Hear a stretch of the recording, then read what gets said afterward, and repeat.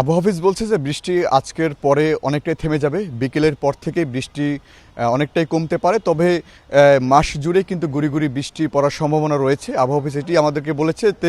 তো গতকালকে থেকে আজকে পর্যন্ত আবহাওয়া অফিস বলেছে যে ৭৭ মিলিমিটার বৃষ্টি হয়েছে পুরো নগর জুড়ে। এতে ভারী বৃষ্টি বলা যায়। ৭৭ মিলিমিটারের পরে যদি সেই ৯০ মিলিমিটারের উপরে বৃষ্টি হয় তাহলে সেটি অতি ভারী বৃষ্টি হবে। তো এছাড়া ফেনীতে কিন্তু রেকর্ড করা হয়েছে ৩৯৯ মিলিমিটার বৃষ্টি হয়েছে ফেনী জুড়ে। এছাড়া আজকে থেকে বৃষ্টি কমতে পারে। এছাড়া তেমন কোনো যানজটের কিন্তু সম্ভাবনা নেই, সকাল থেকে কিছুটা ছিল। এছাড়া কিন্তু যদি বলি যে জলাবদ্ধতা কিন্তু প্রতিবারই বৃষ্টি হলে জলাবদ্ধতা সৃষ্টি হয়, সেটি কিন্তু অনেকটাই কম দেখা গেছে। আমরা মিরপুরে এলাকা ঘুরেছি, সেখানে জলাবদ্ধতা তেমন একটি চোখে পড়েনি।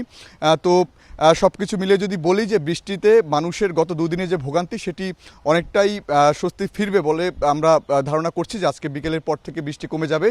তো গতকাল থেকে কিন্তু সকালে গুড়ি গুড়ি বৃষ্টি হয়েছে, ভারী বৃষ্টি হয়েছে। তো এই বৃষ্টির কারণে অনেকটাই জলাবদ্ধতা দেখা গেছে, তবে সেই তুলনায় অনেকটা কম। যে গতবার আমরা যদি বলি যে গত বছরও যে পরিমাণে এই বৃষ্টি থাকলেই কিন্তু ঢাকা শহর পুরো ডুবে যায় বা মানুষের ভোগান্তি সৃষ্টি হয়, সেই ভোগান্তি থেকে অনেকটাই নিস্তার পেয়েছে মানুষ।